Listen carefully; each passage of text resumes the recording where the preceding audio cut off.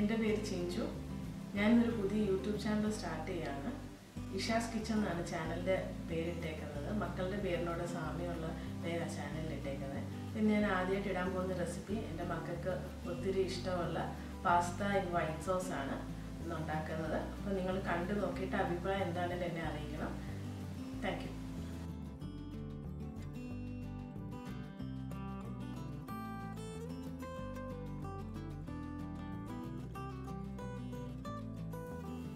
ഞാനിന്ന് ഉണ്ടാക്കുന്നത് pasta in white sauce ആണ്. അപ്പോൾ പാസ്ത വേവിക്കാനായിട്ട് ഞാനൊരു ചരുവത്തിൻ്റെ പകുതിയോളം വെള്ളം ചൂടാക്കാൻ വെച്ചിട്ടുണ്ട്. വെള്ളം ചൂടാവുന്നതേ ഉള്ളൂ. ഞാനൊരു 1.5 കപ്പ് പാസ്തയാണ് ഇന്ന് യൂസ് ചെയ്യുന്നത്. ചൂടാവുന്ന വെള്ളത്തിലേക്ക് ഞാൻ 1 ടേബിൾ സ്പൂണോളം വെജിറ്റബിൾ ഓയിൽ ആഡ് ചെയ്തു. വെജിറ്റബിൾ ഓയിലോ ഒലിവ് ഓയിലോ നിങ്ങൾക്ക് യൂസ് ചെയ്യാം. വെളിച്ചെണ്ണ യൂസ് ചെയ്യല്ലേ. വെളിച്ചെണ്ണ യൂസ് ചെയ്ത് കഴിഞ്ഞാൽ പാസ്തയുടെ ടേസ്റ്റ് മാറും.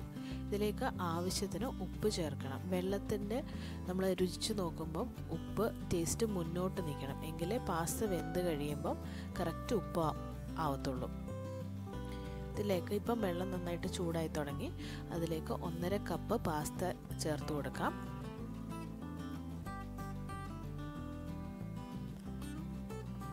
പാസ്ത ചേർത്തിട്ട് ഇത് നന്നായിട്ടൊന്ന് മിക്സ് ചെയ്ത് കൊടുക്കണം. പാസ്ത നല്ല രീതിയിൽ വേവുന്നത് വരെ ഒന്ന് വേവിച്ചെടുക്കാം. പാസ്ത ഇപ്പോൾ നന്നായിട്ട് തിളയ്ക്കുന്നുണ്ട്. ഇതിപ്പോൾ ഒരു 8 മിനിറ്റോളമായി ഞാനത് വേവിക്കാൻ തുടങ്ങിയിട്ട്. പാസ്ത നന്നായിട്ട് വെന്തിട്ടുണ്ടോ എന്ന് അറിയാനായിട്ട് നമുക്കൊരു പാസ്ത എടുത്ത് മുറിച്ച് നോക്കാം. ഇതിപ്പോൾ നന്നായിട്ട് മുറിഞ്ഞു വന്നിട്ടുണ്ട്. അതിൽ ഒരെണ്ണം എടുത്തൊന്ന് കഴിച്ച് നോക്കുമ്പോൾ നമുക്കിത് കറക്റ്റ് പരുവം മനസ്സിലായി. ഇത് വെന്തിട്ടുണ്ടോ അതോ ഇനി കുറച്ചുകൂടെ വേവാനുണ്ട്. ഇപ്പോൾ പാസ്ത നന്നായിട്ട് വെന്തു. നമുക്കിതിനെ ഒന്ന് സ്ട്രെയിൻ ചെയ്ത് മാറ്റാം. ചെയ്ത് മാറ്റിയിട്ടുണ്ട്. ഇനി ഈ പാസ്തയ്ക്ക് ആവശ്യമുള്ള ചിക്കൻ നമുക്ക് വേവിച്ചെടുക്കാം. ഞാനിവിടെ ഒരു ബ്രസ്റ്റ് പീസ് ചെറുതായിട്ട് നുറുക്കി എടുത്തിട്ടുണ്ട്. ഞാൻ ഉപ്പും കുരുമുളകും മാത്രം ഇട്ട് വേവിച്ച് വെച്ചേക്കുന്നതാണ്. നമുക്കിതൊന്ന് ചെറുതായിട്ടൊന്ന് റോസ്റ്റ് ചെയ്തെടുക്കാം. ചിക്കൻ ഒന്ന് റോസ്റ്റ് ചെയ്യാനായിട്ട് പാൻ അടുപ്പത്തോട്ട് വെക്കാം. പാൻ ചൂടായി കഴിയുമ്പോഴത്തേക്ക് 1 ടേബിൾ സ്പൂൺ വെജിറ്റബിൾ ഓയിൽ ഒഴിച്ചു കൊടുക്കാം. ഈ എണ്ണ ഒന്ന് ചൂടായി കഴിയുമ്പോഴത്തേക്ക് വേവിച്ച് വെച്ചേക്കുന്ന ചിക്കൻ ഇതിലേക്ക് ചേർത്ത് കൊടുക്കാം. ചിക്കൻ ഒന്ന് ചെറുതായിട്ടൊന്ന് റോസ്റ്റ് ആയാൽ മതി. ഒത്തിരി ഒന്നും മൂത്ത് പോകണ്ട. ഒത്തിരി മൂത്ത് പോയാൽ അത് കട്ടിയാവും. ചെറിയൊരു ബ്രൗൺ ഷെയ്ഡ് അത് കിട്ടുന്നവരെ ഒന്ന് റോസ്റ്റ് ചെയ്തെടുക്കാം. ഇപ്പോൾ നമ്മുടെ ചിക്കന് പരുവത്തിന് റോസ്റ്റ് ആയിട്ടുണ്ട്. ചെറിയൊരു ബ്രൗൺ കളർ വന്നിട്ടുണ്ട്. ഒത്തിരി നേരം ഇട്ട് നമ്മൾ റോസ്റ്റ് ചെയ്താൽ അത് ഹാർഡായിപ്പോൾ. അപ്പം നമ്മൾ പാസ്തയ്ക്കകത്ത് ചിക്കൻ ഇടയ്ക്ക് കടിക്കുമ്പോൾ അത് സോഫ്റ്റായിട്ട് തന്നെ ഇരിക്കണം. അപ്പോൾ അതുകൊണ്ട് ഈ ഒരു പരുവത്തിൽ ചിക്കൻ റോസ്റ്റ് ആയാൽ മതി. ഇനി നമുക്ക് ചിക്കൻ ഒരു പാത്രത്തിലേക്ക് മാറ്റി വെക്കാം. ഇനി വൈറ്റ് സോസ് ഉണ്ടാക്കാം. വൈറ്റ് സോസ് ഉണ്ടാക്കാൻ വേണ്ടിയിട്ട് ഒരു പാത്രം വെക്കണം. ഈ പാത്രത്തിലേക്ക് നമുക്കൊരു 50 ഗ്രാം ബട്ടർ ചേർത്ത് കൊടുക്കണം. ബട്ടർ ചേർക്കുമ്പോഴത്തേക്ക് തീ കുറച്ച് വെക്കണം. തീ കൂടിക്കിടക്കുകയാണെങ്കിൽ ബട്ടർ പെട്ടെന്ന് കരിഞ്ഞു പോകും. അതുകൊണ്ട് എപ്പോഴും തീ വളരെ കുറച്ച് വെച്ചിട്ട് ബട്ടർ ചേർക്കാൻ പാടുള്ളൂ. ഇപ്പോൾ ബട്ടർ നന്നായിട്ട് മെൽറ്റ് ആയിട്ടുണ്ട്. അപ്പോൾ ഈ മെൽറ്റായ ബട്ടറിലേക്ക് നമുക്ക് 2 വെളുത്തുള്ളിയുടെ അല്ലി ചേർക്കാം. പൊടിയായിട്ട് അരിഞ്ഞ വെളുത്തുള്ളിയാണ്. അപ്പോൾ ഇതൊന്ന് ചേർത്ത് ഒന്ന് വഴറ്റിയെടുക്കാം. ഇപ്പോഴും തീരെ കുറച്ച് തന്നെയാണ് വെച്ചേക്കുന്നത്. കൂട്ടി വെച്ചാൽ ബട്ടർ കരിഞ്ഞു പോകും. അതുകൊണ്ട് ചെറു തീയിൽ ഈ വെളുത്തുള്ളി ഒന്ന് നന്നായിട്ടൊന്ന് വഴറ്റിയെടുക്കാം. ഒരു 1-2 മിനിറ്റ് ഒന്ന് വഴറ്റി അതിൻ്റെ പച്ചമണം മാറുന്ന വരെ ഒന്ന് വഴറ്റിയെടുക്കാം. വെളുത്തുള്ളിയുടെ പച്ചക്കുത്തൊക്കെ മാറിയിട്ടുണ്ട്. ഇതിലേക്കൊരു 1/4 കപ്പ് മൈദ ചേർത്ത് കൊടുക്കാം. മൈദ ചേർത്ത് കൊടുത്തു കഴിഞ്ഞാൽ കട്ട കെട്ടാതെ ഇത് ഇളക്കണം. നന്നായിട്ട് ഇത് ഇളക്കി കൊടുക്കണം. കട്ട കെട്ടിക്കഴിഞ്ഞാൽ വൈറ്റ് സോസിലും കട്ട കാണും.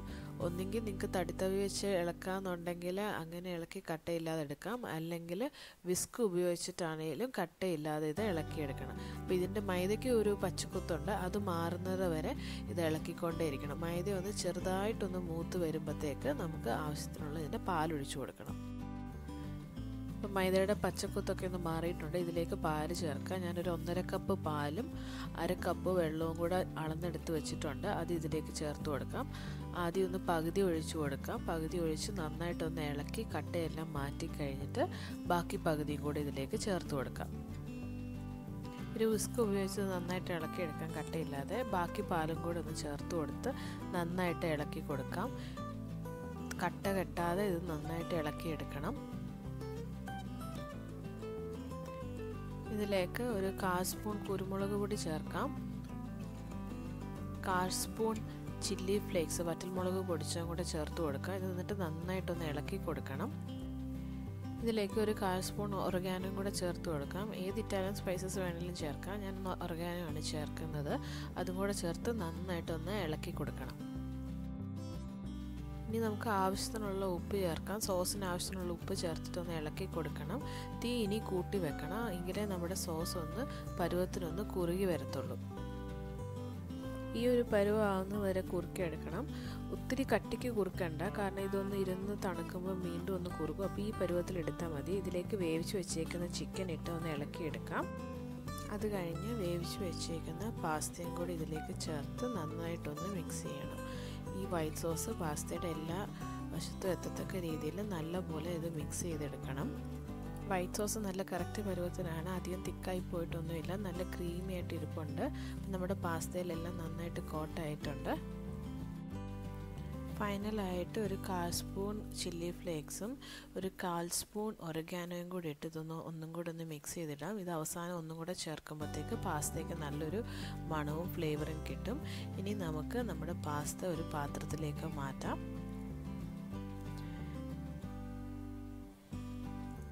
ഈ പാസ്ത ചൂടോടുകൂടി തന്നെ കഴിക്കുന്നതാണ് അതിൻ്റെ ടേസ്റ്റ്. കാരണം ഇതൊന്ന് തണുത്ത് കഴിയുമ്പം ഇച്ചിരി ഒന്ന് സോസൊക്കെ കുറച്ചുകൂടെ ഒന്ന് ഹാർഡാവും.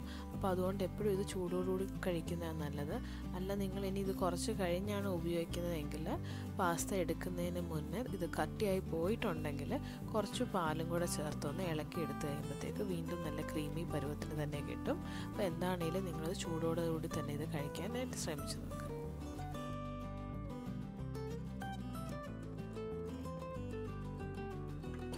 നീ അമ്മ ഉണ്ടാക്കിയ പാസ്ത ട്രൈ ചെയ്യാം നമുക്ക്.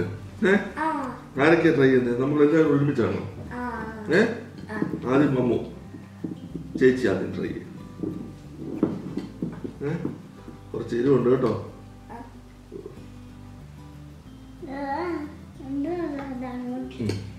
ഞാൻ കാത്തു. ഇനി അപ്പ.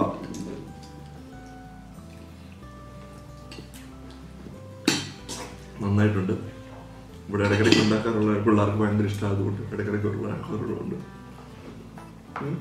നല്ലതാണ്. നിങ്ങൾ ട്രൈ ചെയ്യുക. എങ്ങനെയുണ്ടായിരുന്നു?